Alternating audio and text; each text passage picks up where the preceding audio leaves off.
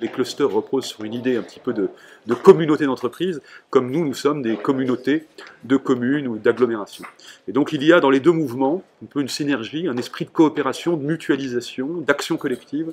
qui fait qu'on parle un peu le même langage. Alors il se trouve que par ailleurs, récemment, dans le prolongement de nos travaux depuis maintenant plus d'une dizaine d'années sur les questions économiques locales, outre les réformes, parce que les réformes c'est une chose, mais après il faut les mettre en œuvre, il faut aussi des hommes, des femmes, des élus, des cadres techniques pour les mettre en œuvre, pour donner suite aux intentions du législateur. Les équipes économiques locales se sont renforcées, les liens entre les clusters et les intercommunalités, je crois que France Cluster l'a montré, nous aussi dans nos études, se sont intensifiés très fortement ces dernières années. Et plus récemment, nous avons, sur ce dernier mandat, le mandat qui s'achève des élus 2014-2020, vraiment mis l'accent sur les questions économiques, compte tenu de la crise, lancinante, la difficulté qu'a connue notre pays, de nombreux territoires sur les questions économiques, les pertes d'emplois, les pertes de substances industrielles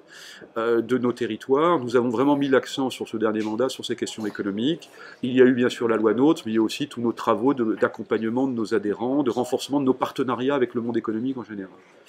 Et nous avons bien sûr travaillé étroitement avec France Cluster, avec d'autres réseaux. Et puis nous avons, il y a dans ces murs là du CGET, il y a maintenant un peu plus d'un an et demi, appelé à un pacte productif entre les territoires et les entreprises. Et pacte productif, cet appel s'est traduit en partie, mais en tout cas a eu comme suite un peu les interpellations du gouvernement et le lancement de la démarche, le programme national territoire d'industrie.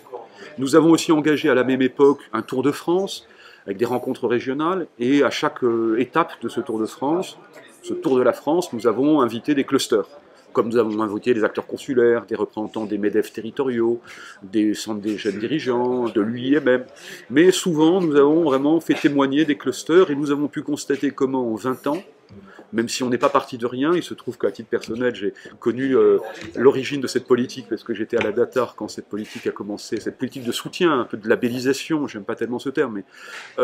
on a pu voir comment en 20 ans, les clusters avaient mûri, s'étaient renforcés, comment ils avaient vraiment créé des réseaux de solidarité entre les entreprises, d'innovation en commun, des interfaces avec le monde de la recherche, le monde technique,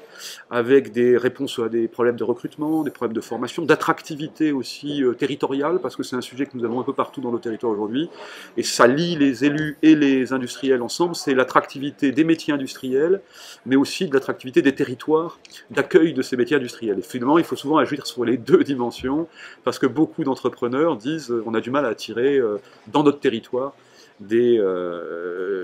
compétences, des jeunes, des cadres. Et donc on a beaucoup travaillé depuis un an et demi à travers ce Tour de France, ces coopérations, le lancement du programme territoire industrie, qui maintenant se décline à travers des conventions, des protocoles, des signatures avec les opérateurs, avec l'État, avec les intercommunalités, qui portent avec les industriels ces projets de territoire industriel, et on retrouve bien souvent les clusters, et je m'en félicite.